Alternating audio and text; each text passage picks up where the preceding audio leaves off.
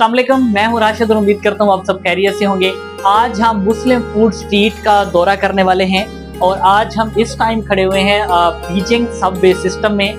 आपको देख के ऐसा लग रहा होगा जैसे मैं बीजिंग कोई फास्ट ट्रेन में आ गया हूं, लेकिन बिल्कुल नहीं, ये बीजिंग की सबवे सिस्टम है। आप देख सकते हैं कि किस तरह ये लोग जो है ना इसमें सफ़र करते हैं और ये स्टॉप टू स्टॉप किस तरह रुकती है, कैसे चलती है, ये सारा सिस्टम आपको चल के दिखा